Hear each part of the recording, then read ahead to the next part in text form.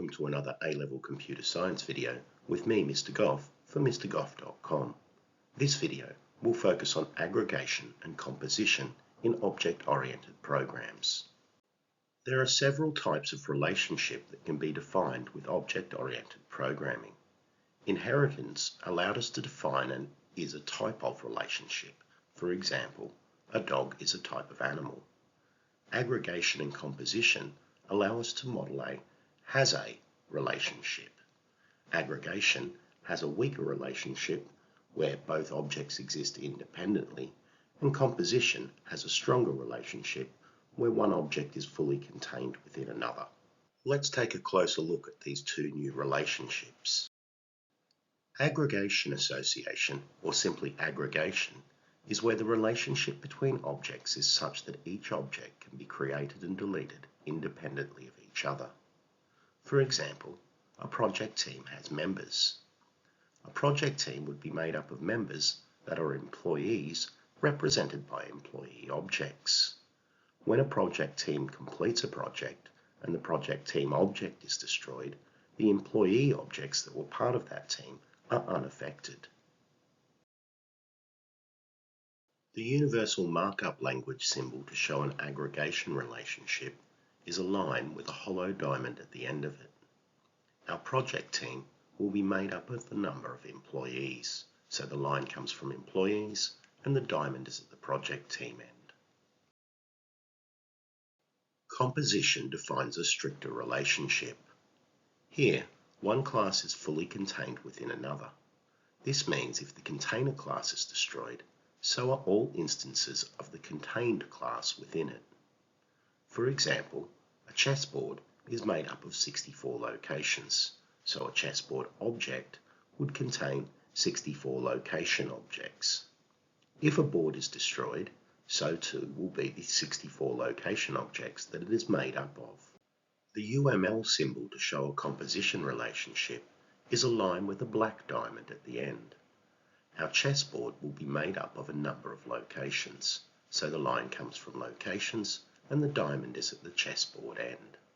Let's take a look at aggregation and composition in practice. Here you can see a basic model to represent a company which is made up of its employees and the teams that they're a part of. The company class contains attributes self.employees and self.teams.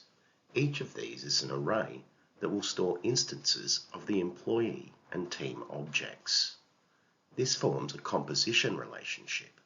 You can see that if we were to destroy a company that we had created, the employee objects and team objects stored within it would also be destroyed. The relationship between a team and its employees is an example of aggregation.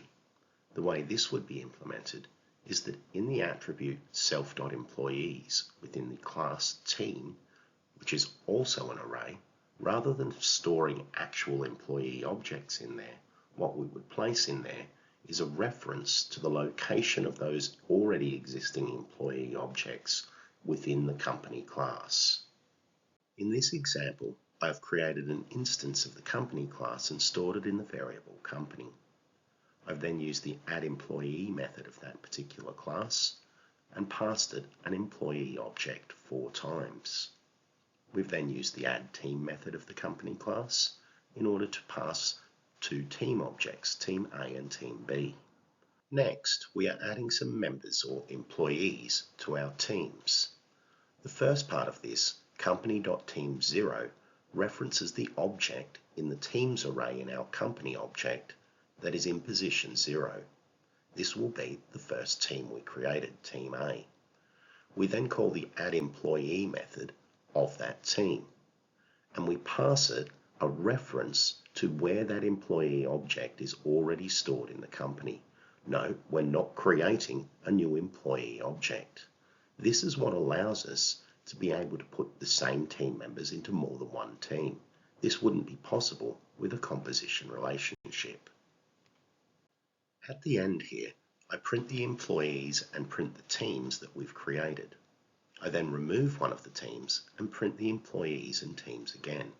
You can see the aggregation relationship in process because you can see that none of the employee objects were destroyed when we destroyed the team.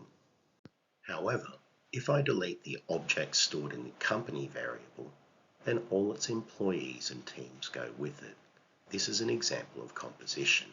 Composition should generally be favoured over inheritance unless the relationship is an is-a type of relationship.